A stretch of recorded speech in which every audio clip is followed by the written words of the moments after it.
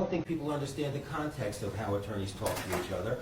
I think that the witnesses who overheard this, Ms. Lucinda Cook and whoever else she communicated with, think that because this is a capital murder case, me and Mr. Richardson should be like this with our hands around each other's throats every moment.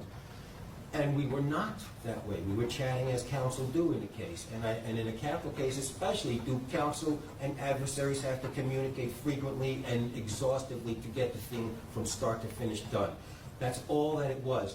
There is nothing in there that was inimical to Mr. Jose Soto-Escalera's defense, and I defy him or anyone else to point to any action or anything that I did or said at any point in the preparation of this case or in the trial or in the penalty phase that was contrary to his interest. It's nonsense and bullcrap, and that's what he's on about, Judge. So he can feel however he wants.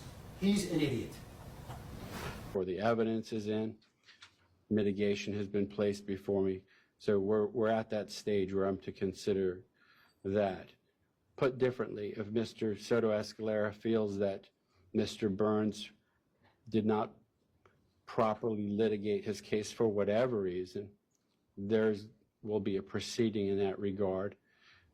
But to be fair to Mr. Burns' respected counsel before the court, usually what has to be shown, or what would have to be shown, is something of substance, not just some idle remark we see from criminal defendants all the time, like, my attorney is working for the state, because look, they're smiling at each other and they're acting as professionals and not constantly cursing and berating each other and putting each other down. That's not the expectation of the court. In fact, we foster the opposite as professionals, that they get along, because once this case is over, they'll be on to a next case, and so will I.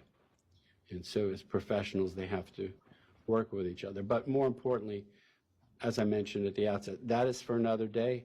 I'm directly focused on the extremely consequential and important decision I have to make, which goes back to whether Mr. Soto-Escalera wants to make a statement regarding himself, the case, for me to consider.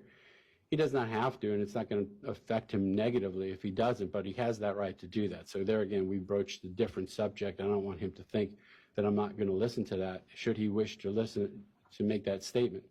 On the other hand, I'm not sure he has an intent to do that anyway. He just wanted to broach this subject. Okay. Okay.